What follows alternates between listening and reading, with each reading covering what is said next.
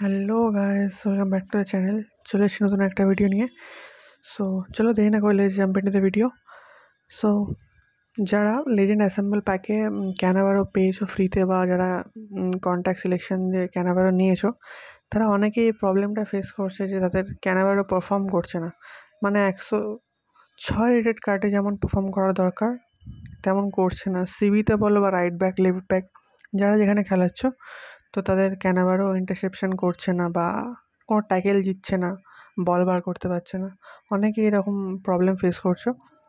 তো তাদেরকে আমি বলতে চাই যে আজকে আমি তোমাদের যে প্রোগ্রেশন পয়েন্টটা দেখাবো, তোমরা সেই প্রোগ্রেশন পয়েন্টটা ট্রাই করতে পারো।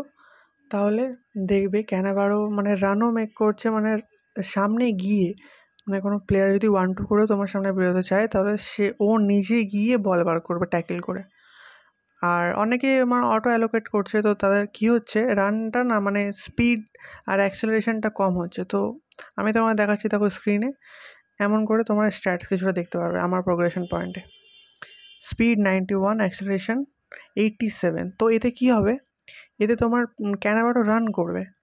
আর ওটা যারা অটো অ্যালোকেট করছে, সো তাদের ক্ষেত্রে কী হচ্ছে, তাদের ডিফেন্সিভ স্ট্যাটস তো খুব ভালো হচ্ছে, কিন্তু স্পিড অ্যাক্সেলারেশন খুবই কম হচ্ছে। তো এই কারণে আমি তোমাদের আজ যেই প্রোগ্রেশন পয়েন্টটা দেখাবো, তোমরা এটা ট্রাই করতে পারো।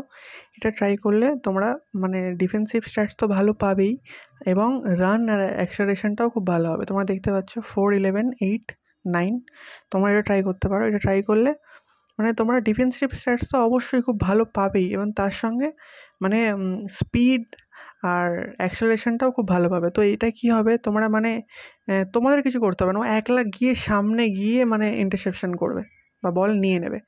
তো এটা একবার ট্রাই করতে পারো। আর যারা চ্যানেলে এখনও নতুন, সাবস্ক্রাইব করোনি, তারা সাবস্ক্রাইব করে দিও, একটা লাইক করে দিও।